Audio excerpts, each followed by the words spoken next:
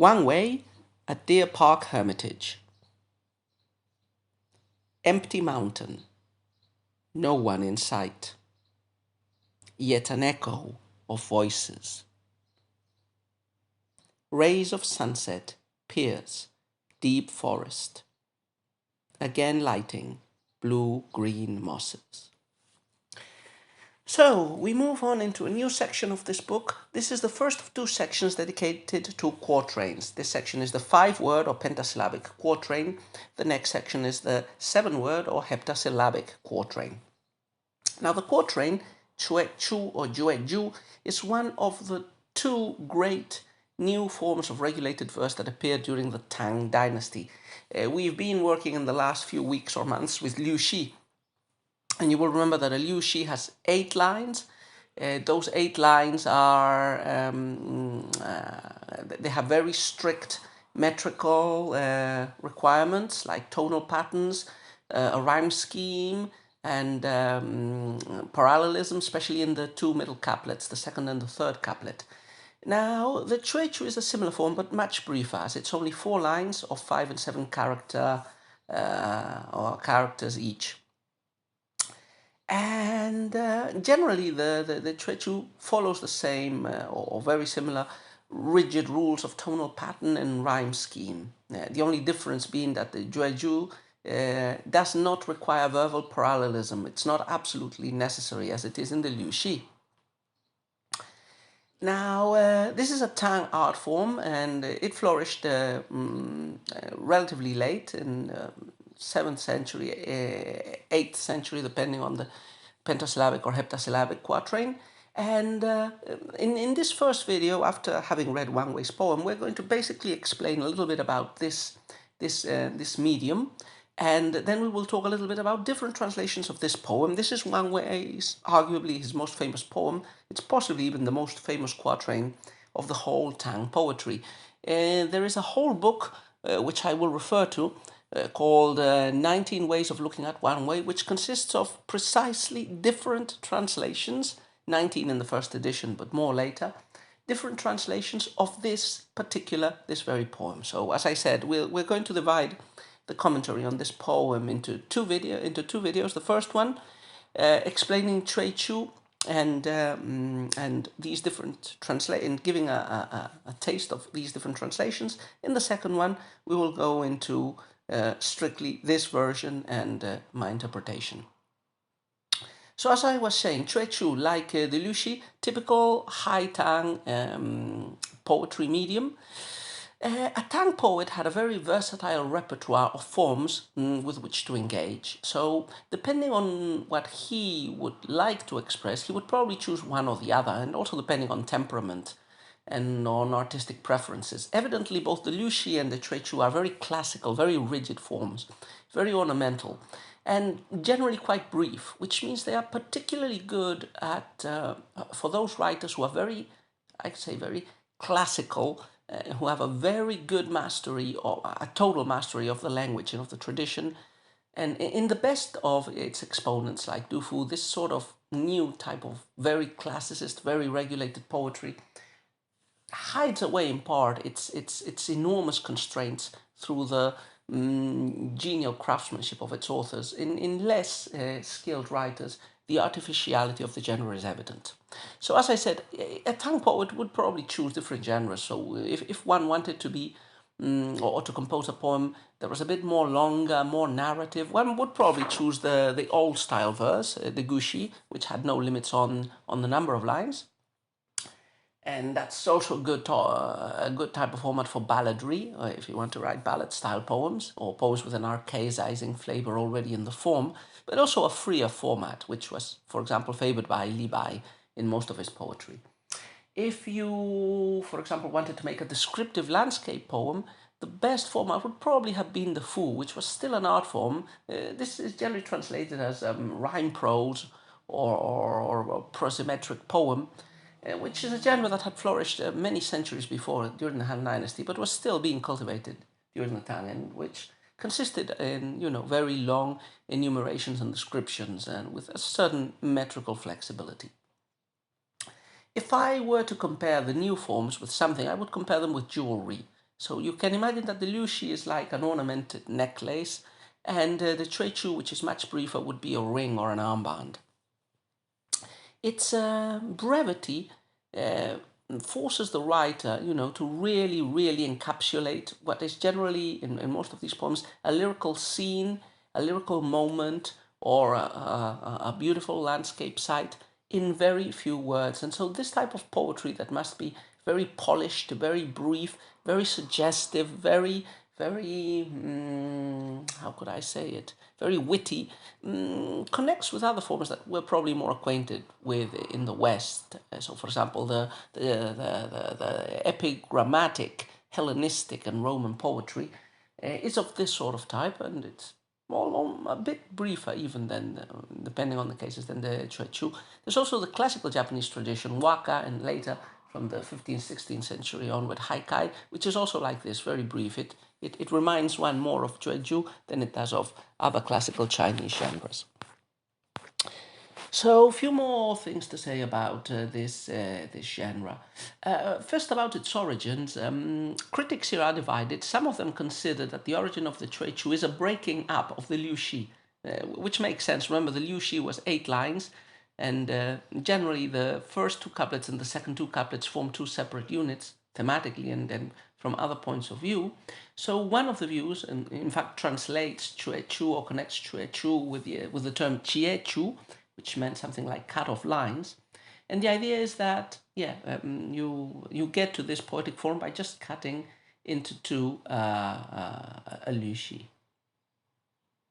But there's another point of view which completely disagrees, and that rather traces the connections of the jueju with previous very short metrical forms that had already been in existence since the time of the Han, Wei, and the 6 dynasties period. There are many folk songs that were 4-line folk songs from the 6 dynasties, and you have lots of them included in the 6th century anthology New Songs from the Jade Terrace, Ju Tai Xing Yu.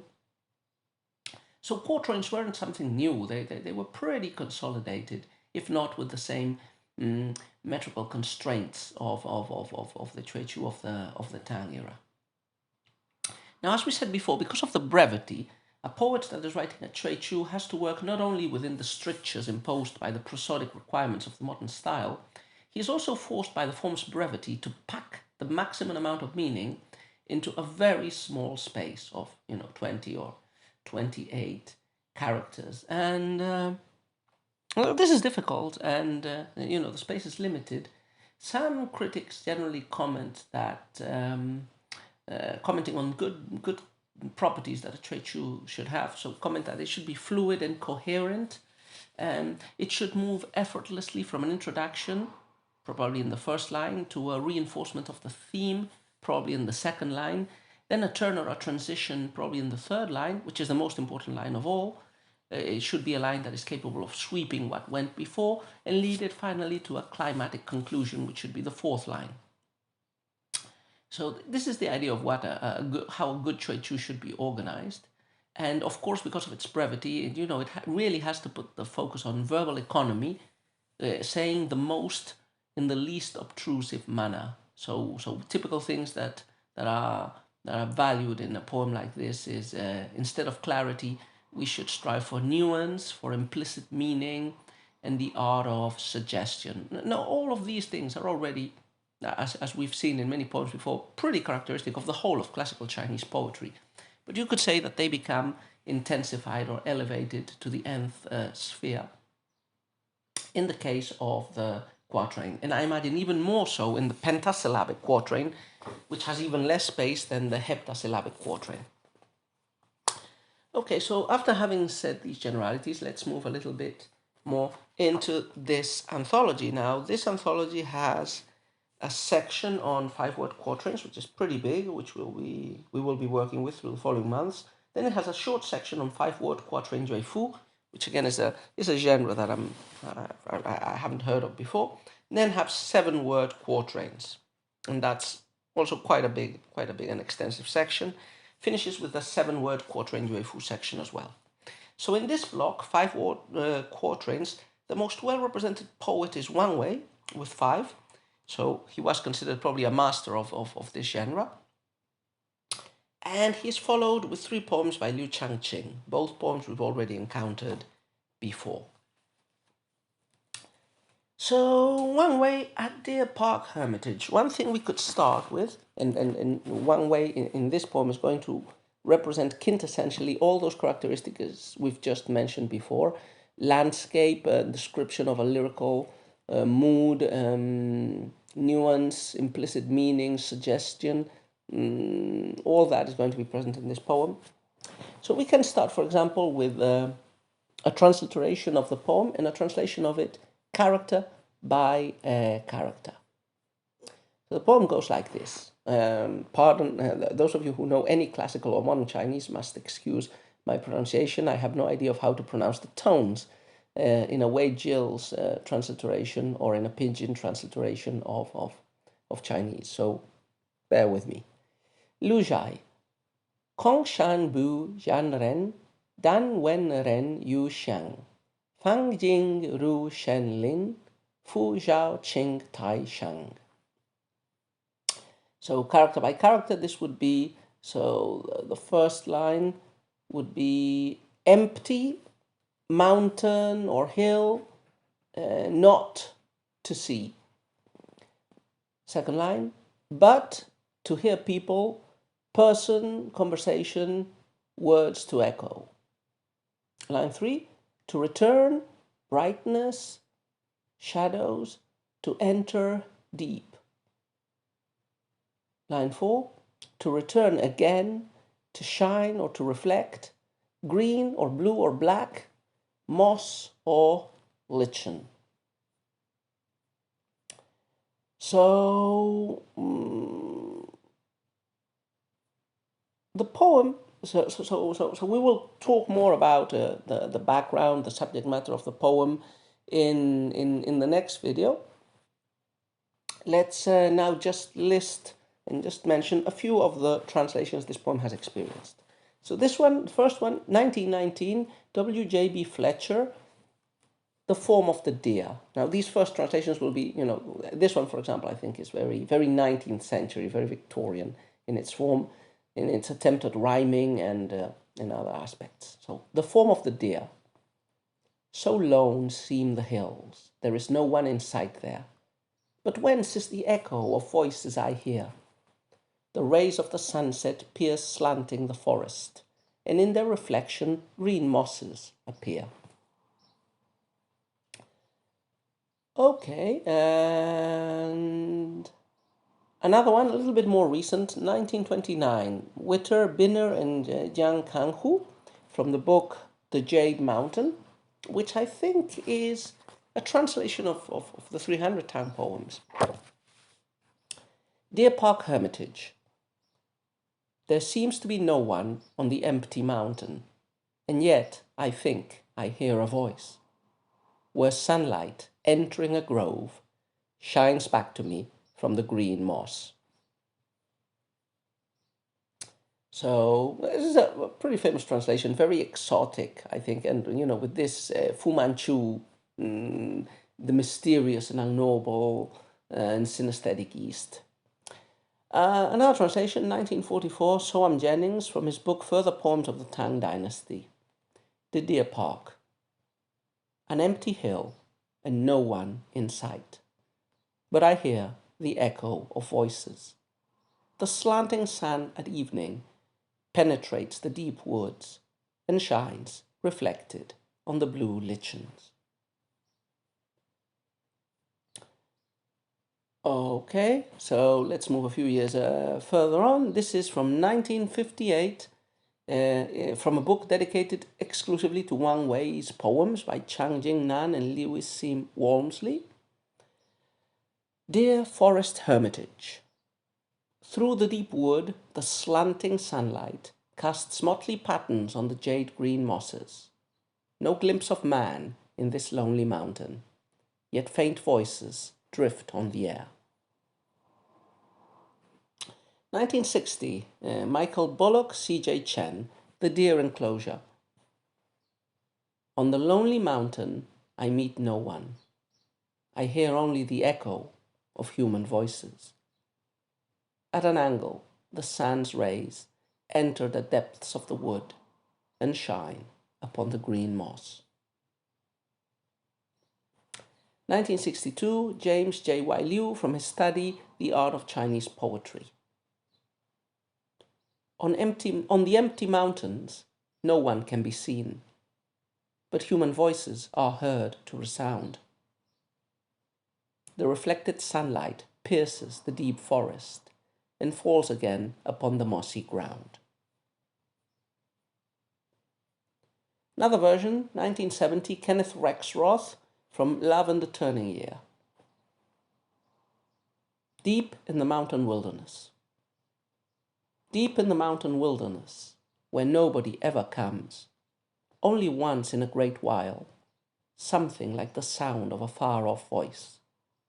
The low rays of the sun slip through the dark forest and gleam again on the shadowy moss. 1971, Burton Watson from his anthology Chinese Lyricism. Deer fence. Empty hills. No one in sight. Only the sound of someone talking. Late sunlight enters the deep wood, shining over the green moss again. 1972, Y. Lim Jip, in a book dedicated also to Wang Wei called Hiding the Universe. Deer enclosure. Empty mountain.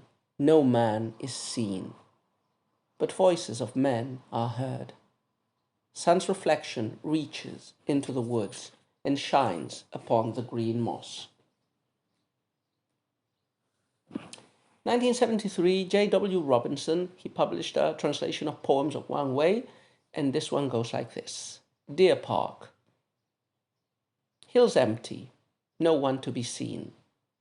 We hear only voices echoed, with light coming back into the deep wood. The top of the green moss is lit again. Next poem, William McNaughton, 1974.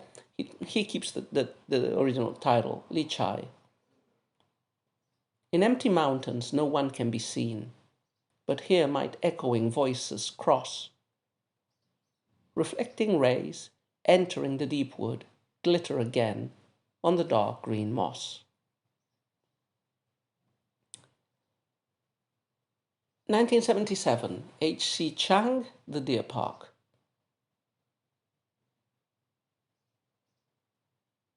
Not the shadow on a man on the deserted hill, and yet one hears voices speaking. Deep in the seclusion of the woods, stray shafts of the sun pick out the green moss.